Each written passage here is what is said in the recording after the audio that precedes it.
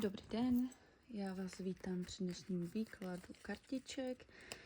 Omlouvám se, že trošku mám dneska takové podmínky, trošku budu mít rozmazaný, protože se mi rozbil držáček na mobil, takže tak. A teď se teda na to půjdeme mrknout spolu.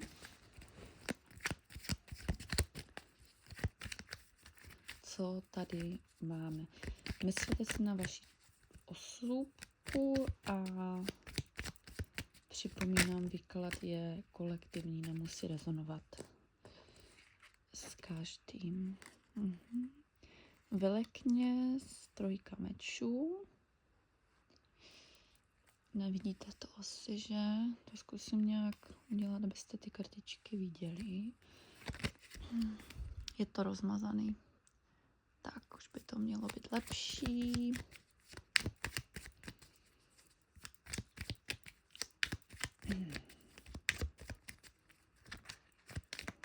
Tam nám jedna chtěla vyskočit, ale chytla se ještě. Tahle už teda ne. Ďáblík. Ďábel.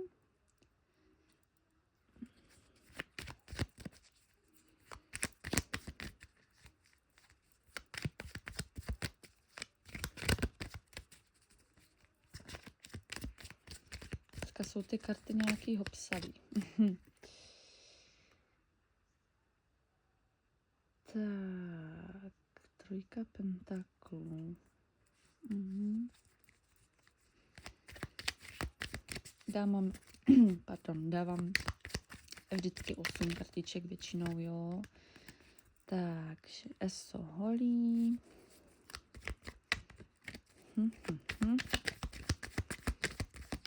Mám tady, no, takový větší arkány sami. Tak, máme tady pětku holí. Vyskakujou mi z ruky. A tady se mi jedna převrátila, tak chci jít asi ven. Máme tady rytíře pohárů. A poslední, to jsme všichni zvědaví. Co tam máme za poslední? Aha, ta je pod postelí. Takže poslední máme osmičku holí. Chviličku mi dejte, já se zase na to potřebuju nějakým způsobem nacítit.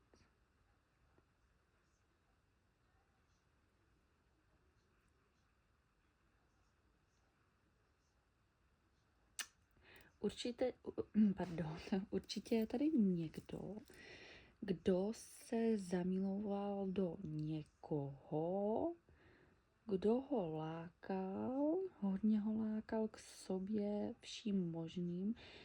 Ani to tak nemuselo být nějaké finanční zabezpečení, spíš jako nějaké sliby, jak k vám bude tolerantní, jak vám bude hodný, jak k vám bude obětavý, jak vám bude milej a td. Tady tyto samé pozitivní vlastnosti vám říkal, že k vám bude nějakým způsobem vyjadřovat nebo mířit tady těmito vlastnostmi, ale já tady teda vidím, že to tady nakonec je úplně jinak.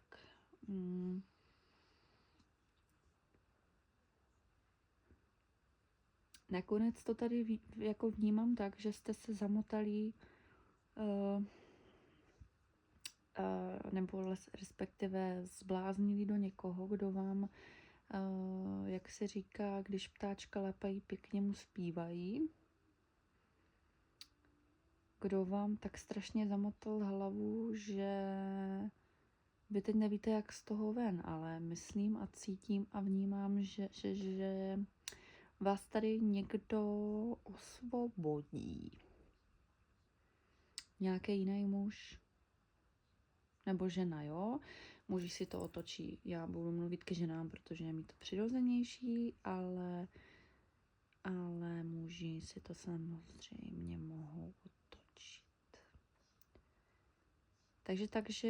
Takže vnímám tady, že vás nějaký muž osloví a vytáhne vás tady z toho pekla, protože na mě to tady pořád dýchá jakože peklo, jo? Že jste v nějakém toxickém stavu uvízla. A jako upřímně není to absolutně zdravý vztah, to teda ani omylem. Ale vy se tady někomu svěřujete, vy tady už někomu někomu vám blízkému jste už řekla jako jak se cítíte a o nějaký rady jste si tady žádala určitě. To jako určitě. A ti lidi vám radí, ať z toho jdete ven. To tady tak cítím. Ať z toho jdete ven, ať se osvobodíte tady od tohoto muže, od tady toho toxického vztahu a jdete jinou cestou. Vy nevíte úplně, jak to udělat, protože máte zlomené srdce. Je tady vidět, že tady toho muže, s kterým v tom vztahu jako není jste, tak ho milujete. Ale nejsem si jistá, jestli on vás. Úplně mi to tak nepřipadá, jo. Ono tady toto jsou lidi, kteří jsou manipulátoři.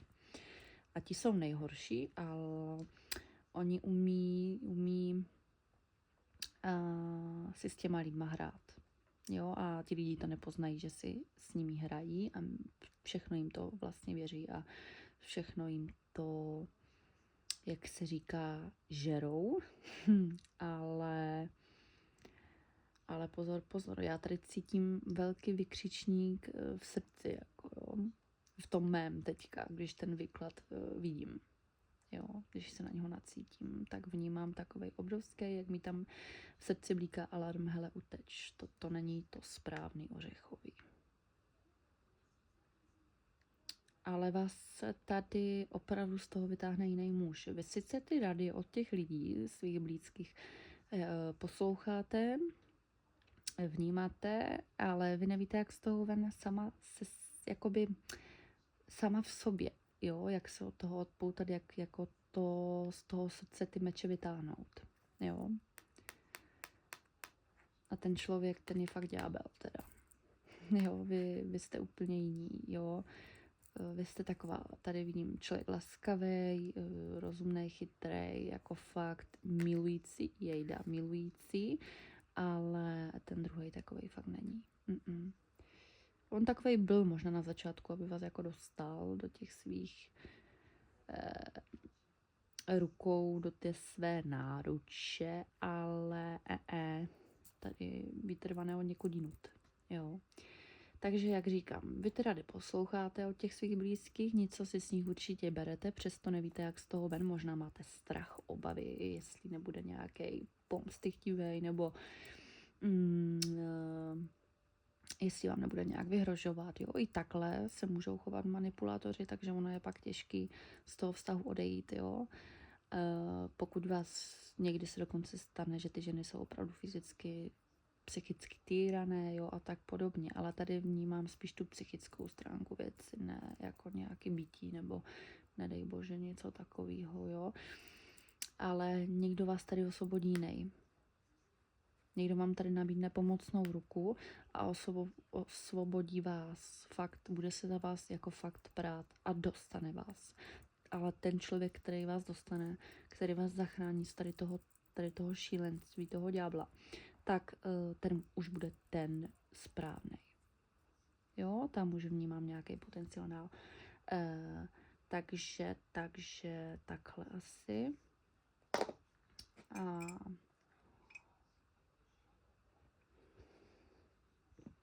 pardon, musím hodně pít. Mi bylo nařízeno. Takže tak. Takže jak říkám, jo, vnímám tady krok kupředu. Určitě poletíte jak ty hole. Ten se u vás popere, vy půjdete za někým jiným. Vykládám do půl roku, jo, na nejvýš, teda maximálně do půl roku, takže to už zas tak dlouhá doba není. Většinou je to tak do těch 2-4 měsíců, půl rok je fakt jako maximum. Takže tak. To bude k dnešnímu výkladku všechno. Přeji vám krásný zimní den a mějte se krásně. Ahoj!